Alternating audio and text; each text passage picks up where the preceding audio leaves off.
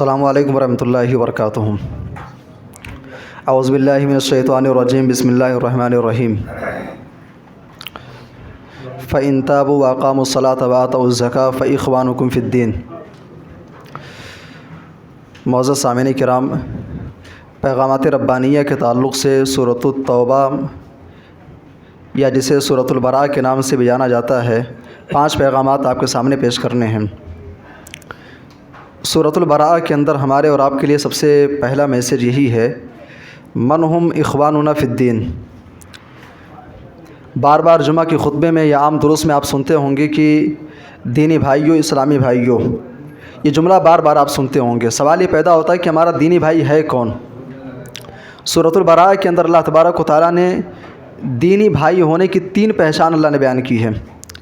فَإِن تَابُوا وَأَقَامُوا الصَّلَاةَ وَآتَوُا الزَّكَاةَ۔ تمہارا دینی بھائی کون ہے؟ جو توحید والا ہے۔ تمہارا دینی بھائی کون ہے؟ جو نماز قائم کرنے والا ہے۔ تمہارا دینی بھائی کون ہے؟ جو زکوٰۃ کی ادائیگی کرنے والا ہے۔ یعنی اگر کوئی شخص توحید کا دعوے دار ہے لیکن نمازوں کی پابندی نہیں کرتا ہے تو آپ کا دینی بھائی تو نہیں ہے کم از کم۔ یا اگر کوئی شخص توحید والا ہے، نماز بھی قائم کرتا ہے لیکن زکوٰۃ کے معاملے میں کوتاہی ہے، زکوٰۃ ادا نہیں کرتا ہے، تو وہ ہمارا اور آپ کا دینی بھائی تو نہیں ہے۔ اسی لیے شیخ الاسلام ابن تیمیہ رحمہ اللہ اپنی کتاب شرح عمدۃ الفقہ کے اندر کہتے ہیں، اس آیت کریمہ کی ضمن میں کہتے ہیں، ایسا انسان جو ان تینوں چیزوں کو انجام نہیں دیتا ہے، فلیسا من یعمل بذلک، ایسا انسان جن چیزوں پر عمل نہ کرے، فلیسا باخ فی الدین، ایسا انسان تمہارا دینی بھائی نہیں ہو سکتا ہے۔ وہ لاکھ توحید کا دعویٰ کرے، توحید والا اپنے آپ کو بتائے، لیکن اگر اس کے ہاں نماز کی کوتاہی پائی جا رہی ہے، زکوٰۃ کی ادائیگی کے معاملے میں کوتاہی پائی جا رہی ہے، آپ کا اپنا سگا بھائی اگر نماز نہیں پڑھتا ہے تو آپ کا وہ دینی بھائی تو کم از کم نہیں ہے۔ بہرحال پہلا پیغام یہ ہے کہ ہمارا دینی بھائی وہ ہے جو توحید والا ہے، جو نماز قائم کرنے والا ہے، جو زکوٰۃ کی ادائیگی کرنے والا ہے۔ اسی طریقے سے سورۃ التوبہ کے اندر ہمارے اور آپ کے لیے دوسرا میسیج اور دوسرا پیغام یہ ہے، انما یامر مساجد اللہ من آمن باللہ والیوم الآخر واقام الصلاۃ وآتی الزکاۃ۔ اگر آپ صاحب ایمان ہیں، اسلام والے ہیں، تو اسلام کا تقاضا یہ ہے کہ ایک مسلمان جس بستی کے اندر رہتے ہیں وہاں پر ایک ایسا گھر ہونا چاہیے، ایک ایسی جگہ ہونی چاہیے جہاں پر اللہ تبارک و تعالیٰ کی عبادت کی جائے، 5 وقت کی نمازیں جہاں پر ادا کی جائیں۔ مسجد کی تعمیر ہونی چاہیے۔ اچھا، مسجد کی تعمیر کون کرے گا؟ اللہ تبارک و تعالیٰ نے اس کے 4 اوصاف بیان کیے ایسے لوگوں کے، من آمن باللہ، جو اللہ پر ایمان رکھتا ہے، وبالآخر، اور جو آخرت کے دن پر ایمان رکھتا ہے، واقام الصلاۃ وآتی الزکاۃ، جو نماز کا قائم کرنے والا ہے، جو زکوٰۃ کی ادائیگی کرنے والا ہے، ایسا انسان ہی اللہ تبارک و تعالیٰ کے گھر کو آباد کرتا ہے، مسجد کی تعمیر کرتا ہے۔ گویا کہ ایسا انسان جو اپنے آپ کو مسلمان تو کہے لیکن مسجد سے کوئی تعلق نہ ہو، جو اپنے آپ کو صاحب ایمان تو کہے لیکن مسجد سے کوئی تعلق نہیں ہے، یاد رکھیے پھر ایسا انسان اللہ تبارک و تعالیٰ کے اوپر ایمان رکھنے کے دعوے میں جھوٹا ہے۔ ایمان رکھنے کا لاکھ وہ دعویٰ کرے لیکن ایمان رکھنے کے اس دعوے میں وہ جھوٹا ہے، چونکہ اللہ تبارک و تعالیٰ کے اوپر ایمان رکھنے کا تقاضا یہ ہے کہ بندہ آخرت کے دن پر ایمان رکھے، چونکہ ایک شخص جب اللہ پر ایمان رکھے گا اسے اس بات کا یقین ہے کہ اللہ تبارک و تعالیٰ مالک یوم الدین ہے، آخرت کے دن کا، فیصلے کے دن کا مالک ہے۔ جو انسان اللہ کے اوپر ایمان رکھے گا، یوم آخرت پر ایمان رکھے گا، وہ اس بات کا بھی اہتمام کرے گا کہ نمازیں بھی پڑھنی ہے، زکوٰۃ کی ادائیگی بھی کرنی ہے تاکہ ہماری آخرت سنور جائے۔ بہرحال مسجدوں کو آباد وہ لوگ کرتے ہیں جو اللہ پر ایمان رکھنے والے ہیں۔ ایسا مسلمان جو مسجد سے دور ہے، کم از کم ایسے انسان کو اپنے ایمان کا جائزہ لینا چاہیے، اس کا ایمان، اس کا اسلام، اس کا یہ دعویٰ کہیں نہ کہیں جھوٹا ہے۔ بہرحال دوسرا میسیج یہ ہے کہ مسجدوں کی تعمیر وہ لوگ کرتے ہیں جو اللہ پر اور آخرت کے دن پر ایمان رکھتے ہیں۔ اسی طریقے سے سورۃ التوبہ کے اندر ہمارے اور آپ کے لیے تیسرا میسیج، بلکہ اللہ تبارک و تعالیٰ نے اہل کفر کی ایک پلاننگ کو اور ایک منصوبے کو اللہ نے بیان کیا ہے۔ اعدائے اسلام اور جو دشمنان اسلام ہیں، دشمنان اسلام کی ایک پلان کو اللہ تبارک و تعالیٰ نے بیان کیا ہے۔ دشمنان اسلام کی ایک سازش، ایک پلان ایک زمانے سے رہی ہے، اور وہ پلاننگ یہ ہے، یریدون لیطفئوا نور اللہ بافواہہم۔ دشمنان اسلام یہ چاہتے ہیں کہ اسلام کے اس نور کو، اس چراغ کو بجھا دیں۔ یریدون لیطفئوا نور اللہ بافواہہم ویابی اللہ الا ان یتم نورہ، لیکن اللہ چاہتا ہے کہ نور پورا ہو کر کے رہے، یہ نور باقی رہے۔ بھائی جس کو اللہ رکھے اسے کون چکھے۔ اس آیت کریمہ میں ایک بات قابل غور ہے، اللہ نے کیا فرمایا کہ یریدون لیطفئوا نور اللہ بافواہہم، لوگ چاہتے ہیں، دشمنان اسلام کی سازش یہ ہے کہ اسلام کے نور کو، اسلام کے چراغ کو اپنے منہ سے بجھا دیں۔ بھائی منہ سے بجھانے کا کیا مطلب ہے؟ قدیم زمانے میں، بلکہ آج بھی ایسے علاقے، اب تو لائٹ وغیرہ کا، بجلی کا دور ہے، نہیں تو جس دور میں لوگ چراغ جلایا کرتے تھے، رات میں سوتے سمے لوگ چراغ کو اپنے پھونک سے بجھاتے تھے، اپنے پھونک سے چراغ کو بجھا دیا کرتے تھے۔ یریدون لیطفئوا نور اللہ بافواہہم، اللہ تبارک و تعالیٰ لوگوں کے سمجھنے کے لیے سہل انداز میں قرآن حکیم نقشہ کیا کھینچتا ہے۔ کفار چاہتے یہ ہیں، دشمنان اسلام کی سازش یہ ہے کہ اسلام کے کلمے کو، اسلام کے چراغ کو اپنے پھونک سے بجھا دیں۔ حالانکہ معاملہ یہ ہے، اسلام کا چراغ ایک ایسا چراغ ہے جسے بڑے بڑے طوفان اور بڑی بڑی آندھیاں نہیں بجھا سکیں، تو لوگ اپنے ان منصوبوں سے اور جھوٹے دعووں سے اور اپنے پھونک سے اسلام کو کیا خاک بجھا پائیں گے۔ بہرحال کہنے کا مطلب یہ ہے، اللہ تبارک و تعالیٰ ہمیں اور آپ کو آگاہ کر رہا ہے کہ دشمنان اسلام کو ہر دور میں مٹانے کے لیے وہ مستعد رہے ہیں، تیار رہے ہیں۔ اور آج بھی جو حالات ہمارے سامنے ہیں ہندوستان لیول پر، چاہے مساجد کا معاملہ ہو، مدارس کا معاملہ ہو، دراصل یہ کفار کی، اہل شرک کی، اہل کفر کی اور دشمنان اسلام کی ایک بہت پرانی سازش رہی ہے۔ بہرحال اسی طریقے سے سورۃ التوبہ کے اندر ہمارے اور آپ کے لیے چوتھا پیغام یہ ہے، بھائی اسلام کے اندر ایک نظام ہے، زکوٰۃ کا نظام، جو کہ ارکان اسلام کا ایک اہم رکن ہے۔ اور آپ سب جانتے ہیں کہ مال اگر نصاب کو پہنچ جائے تو زکوٰۃ کی ادائیگی کرنی ہے۔ سورۃ التوبہ کے اندر اللہ نے ایک سوال کا جواب دیا ہے کہ زکوٰۃ تمہیں نکالنا ضرور ہے، لیکن زکوٰۃ کس کو دو گے؟ زکوٰۃ نکالنے کے بعد کس کو دیا جائے؟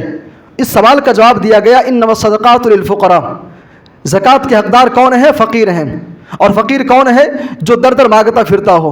والمساکین، اور زکوٰۃ کے حقدار کون لوگ ہیں؟ مسکین، ایک ایسا انسان جس کے پاس آمدنی کا ذریعہ بھی ہے، جو کماتا بھی ہے لیکن اس کی ضروریات پوری نہیں ہو پا رہی ہیں، جو مجبور ہے ضرور ہے لیکن لوگوں کے سامنے ہاتھ نہیں پھیلاتا ہے۔ تو زکوٰۃ کا مستحق کون ہے؟ فقیر ہے، مسکین ہے۔ والعاملین علیہا، جو زکوٰۃ کی وصولی کرنے والے ہیں۔ والمؤلفۃ قلوبہم، جو ابھی نیا اسلام کے اندر داخل ہوا ہے، تالیف قلب کے لیے زکوٰۃ کے مال میں سے اس کو بھی دیا جائے۔ وفی الرقاب، اور غلاموں کو چھڑانے کے لیے، اگر کوئی غلام ہے، ایک دور تھا جب غلامی کا دور تھا، لوگ غلام ہوا کرتے تھے، تو غلاموں کی اسلام نے ان کے اوپر شفقت کرتے ہوئے یہ تعلیم دیا کہ زکوٰۃ کے مال سے غلاموں کو آزاد کیا جائے۔ والغارمین، ایسا انسان جو قرض لے کر کے بیٹھا ہے، قرض ادا کرنے کی کوشش کر رہا ہے لیکن قرض کی ادائیگی نہیں ہو پا رہی ہے، اسلام یہ کہتا ہے کہ زکوٰۃ کے مال کے ذریعے سے اس کی مدد کی جائے اور زکوٰۃ کے مال کے ذریعے سے اس کے قرض کی ادائیگی کی جائے۔ وفی سبیل اللہ وابن السبیل، اللہ کے راستے میں مال کو خرچ کیا جائے اور مسافروں کو زکوٰۃ کے مال سے ان کی مدد کی جائے۔ بہرحال زکوٰۃ کی 8 مصارف اللہ تبارک و تعالیٰ نے بیان کیے، اور قابل غور بات یہ ہے 8 مصارف ذکر کرنے کے بعد قرآن حکیم کیا کہتا ہے؟ فریضۃ من اللہ، اے ایمان والو، یہ کوئی سنت والا کام نہیں ہے، یہ کوئی مستحب کام نہیں ہے، کوئی نفلی عبادت نہیں کہ زکوٰۃ دے دو تو چلے گا، نہیں دو گے تب بھی چلے گا۔ فریضۃ من اللہ، یہ اللہ کی طرف سے ایک فریضہ ہے، ادا کرنا ہے تو ادا کرنا ہے۔ اور ایسا انسان جو مال نصاب کو پہنچنے کے بعد بھی زکوٰۃ کی ادائیگی نہیں کرتا ہے، اللہ تبارک و تعالیٰ ایسے انسان کے بارے میں کہتا ہے یوم یحمى علیہ فی نار جہنم، کل قیامت کے دن ایسے انسان کے مال کو جہنم کے اندر تپایا جائے گا۔ فتقبى بها جباههم وجنوبهم وظهورهم، اور اس مال کے ذریعے سے انسان کی پیشانی کو، اس کے پہلو کو اور اس کے پیٹھ کو داغا جائے گا۔ یہاں قابل غور بات یہ ہے، اللہ تبارک و تعالیٰ نے کیا فرمایا؟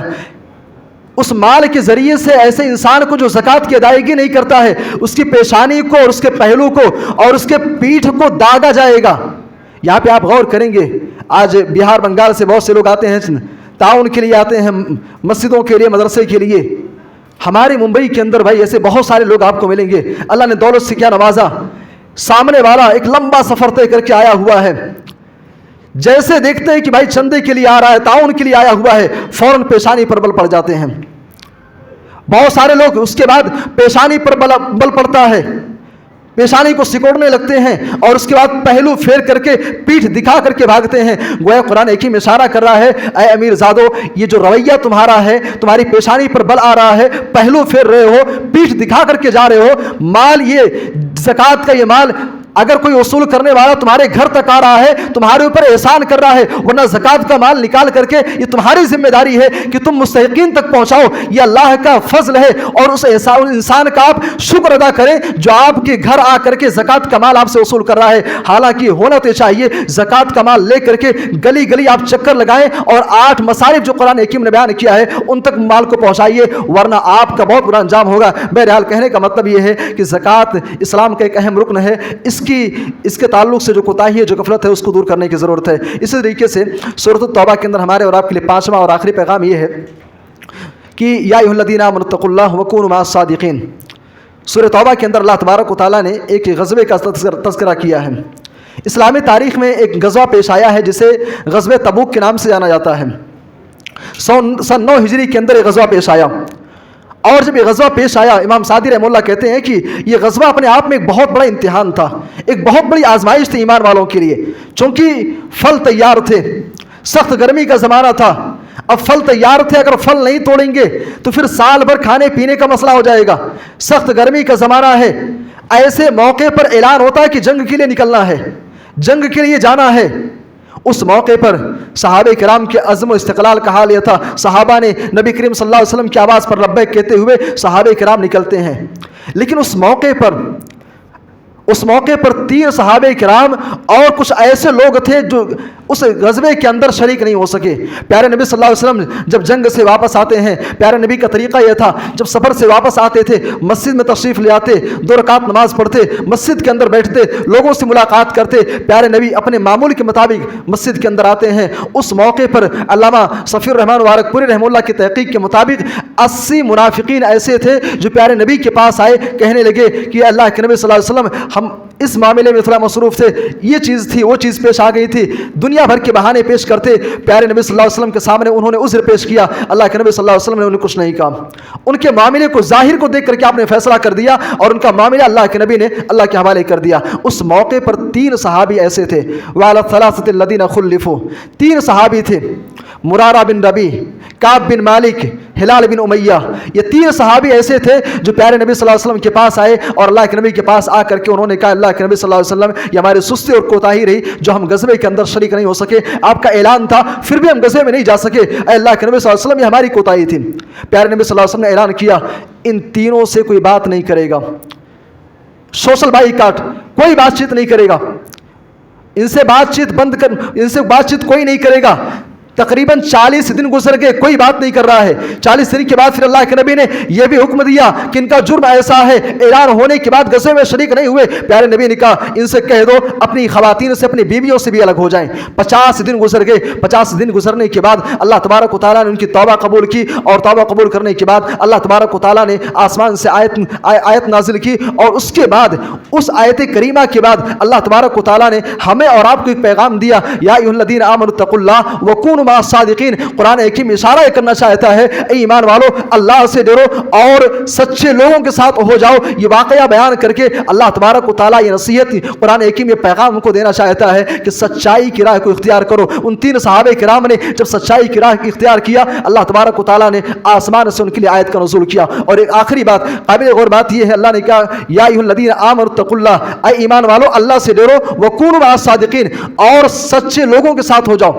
तक़वा का हुक्म दिया और उसके बाद फिर सच्चे लोगों के साथ रहने का, सच्चे लोगों के साथ होने की बात अल्लाह ने की। दरअसल अगर किसी इंसान के अंदर तक़वा पैदा हो जाए, फिर ऐसा इंसान सच्चाई का पैकर आपको नजर आएगा। क्योंकि जिसके अंदर अल्लाह का डर होगा, जिसके अंदर खौफ खुदा होगा, ऐसा इंसान झूठ तो नहीं बोलेगा, ऐसा इंसान बेईमानी तो नहीं करेगा, ऐसा इंसान सच्चाई की राह को इख्तियार करेगा। मेरे भाई और दोस्तों, सच्चाई की राह को इख्तियार करो, इसलिए कि अल्लाह के नबी ने फरमाया, इन्न सिद्क़ यहदी इलल बिर, सच्चाई जो है ये नेकी का रास्ता है और नेकी जो है ये आपको जन्नतुल फिरदौस का रास्ता दिखाएगी। बहरहाल सूरत तौबा के अंदर ये 5 पैगामात थे और भी बहुत सारी चीज़ें हैं। अल्लाह से दुआ है कि अल्लाह हम सबको नेक अमाल करने की तौफीक अता फरमा। आमीन, तक़ब्बल या रब्बल आलमीन।